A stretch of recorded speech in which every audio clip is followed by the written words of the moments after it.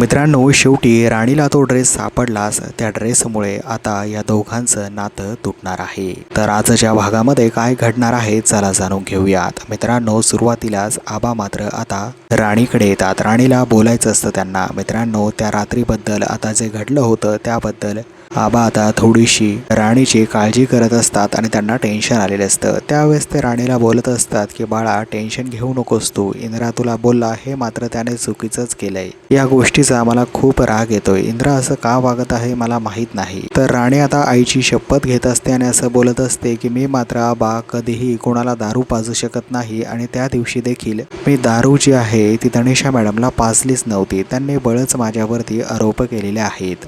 असं आता ते आबांना बोलत असते. मित्रांनो, त्यावेळेस आबाही थोडा विचार करतात आणि आता राणी बोलत असते की सध्या ते फार टेन्शनमध्ये मला वाटत आहेत. असं का वागत आहेत मला माहीत नाही.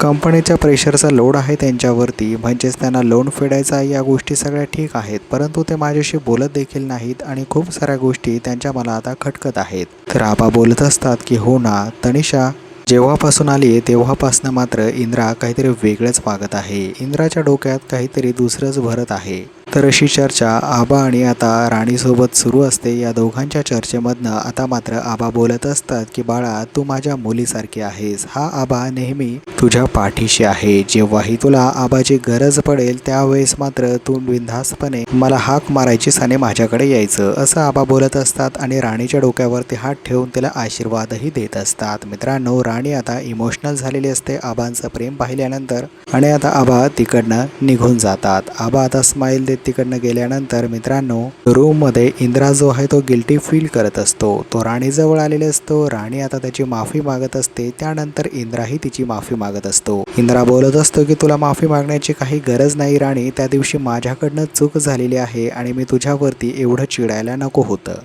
मला समजलंच नाही की मी एवढा हायपर कधी झालो आणि तुझ्यावरती एवढा कसा चिडलो. त्यावेळेस आता चक्क इंद्रा खाली बसलेला असतो आणि राणीची फार विनवणी करून समजूत घालण्याचा प्रयत्न करत असतो. तिला बोलत असतो की राणी, कृपया तू मला माफ कर ना गं. मला समजत नाहीये हल्ली मी एवढा हायपर का होत आहे. मला तुझ्यावरती रागवायचं नव्हतं, मला तुला काहीही ब्लेम करायचं नव्हतं, परंतु अचानक माझ्याकडनं त्या सर्व गोष्टी होऊन गेल्या. आणि त्यावेळेस राणी बोलत असते जाऊ द्या सर, आता जे झालं ते झालं. तुम्ही आता एवढं गिल्टी फील करू नका. तर इंद्राच्या डोक्यात मात्र आता खूप मोठा राग असतो तनिषाविषयी. तनिषामुळेच हे सर्व होत आहे असं त्याला वाटत असतं. तर मित्रांनो, इंद्रा थोडासा विचारात असतो. तर आता दोघेही शांतपणे झोपून जातात. मित्रांनो, झोपल्यानंतर सकाळी पाहायला मिळतंय इंद्रा आता छान मॉर्निंग वॉकला आलेला असतो. त्यावेळेस इंद्रा खूप डिस्टर्ब असतो. तिकडे आता अतिशय मोठं इमोशनल असं सॉन्ग पाहायला मिळतंय. मित्रांनो, त्यावेळेस इंद्रा जो आहे तो अतिशय रडतही असतो आणि सकाळ सकाळी खूप मोठा पाऊस तिकडे सुरू असतो. इंद्राकडे 2 रोप असतात. त्या रोपच्या मदतीने इंद्रा आता सगळा राग त्या जिमवरती काढत असतो, वॉकिंगवरती काढत असतो.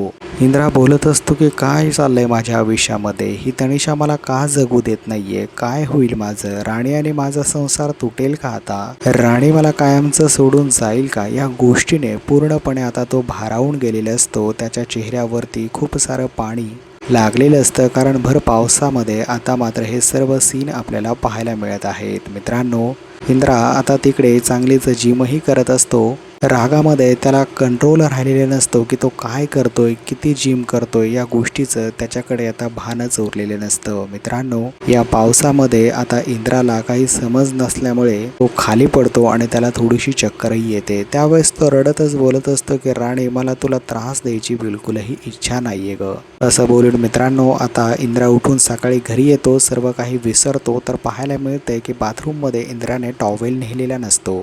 तर राणीला तो टॉवेल मागत असतो. राणी, माझा टॉवेल देतेस का प्लीज. तर राणी मात्र आता टॉवेल घेऊन तिकडे बाथरूमकडे जाते. त्यावेळेस राणीच्या डोक्यात विचार येतो, जर आपण टॉवेल घेऊन गेलो आणि इंद्रा सरांनी आपल्याला बाथरूममध्ये ओढलं तर काय होईल. तर मित्रांनो, राणी बोलते की तुम्ही पहिल्यांदा हात पुढे करा, मग मी तुमच्या हातावरती टॉवेल ठेवेल. असं बोलून आता राणी त्याच्याकडे टॉवेल देते मित्रांनो आणि हसू लागते. तर इंद्राही बोलतो, अलीकडे तू जरा जास्त स्मार्ट झाली नाहीयेस का राणी.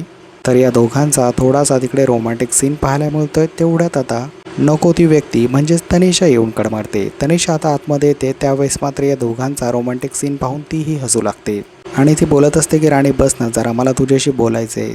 काल रात्री जे झालं त्याबद्दल मला माफ कर ना तू, माझ्याकडनं चुकी झाली अगं. मी तुझं नाव घ्यायला नको होतं, माझ्याकडनं चुकून ते निघून गेले. नशेत मी काय बोलत होते, काय बरबळत होते मला काहीही माहीत नाहीये.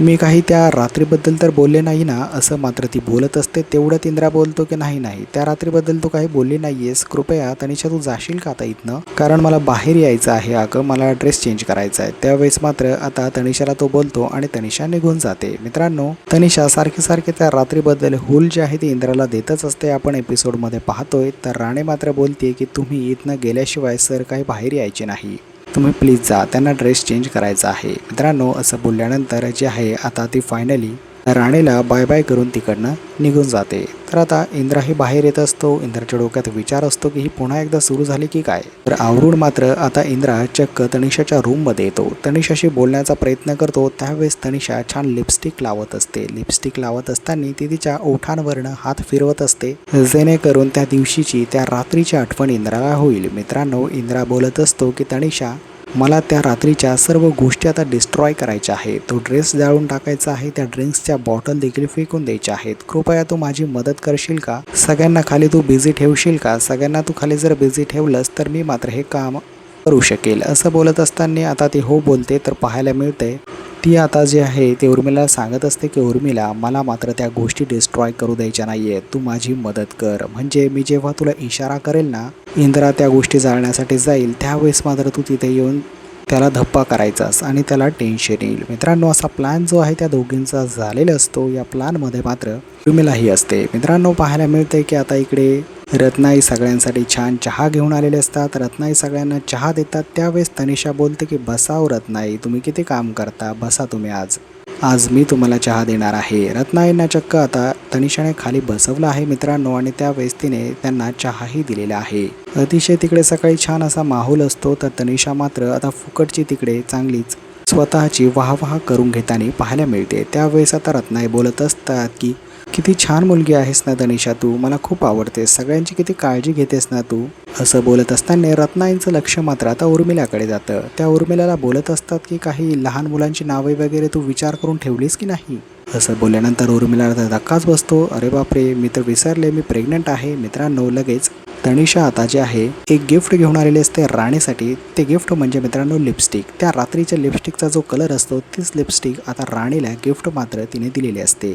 आणि ते बोलत असते की इंद्राला हा कलर फार म्हणजे फारच आवडतो. तर लगेच राणी बोलते की हो का, मग मला द्या. त्यावेळेस मात्र राणी आता ती लिपस्टिक घेते मित्रांनो, आणि मात्र इंद्राला खूप मोठं टेन्शन येतं.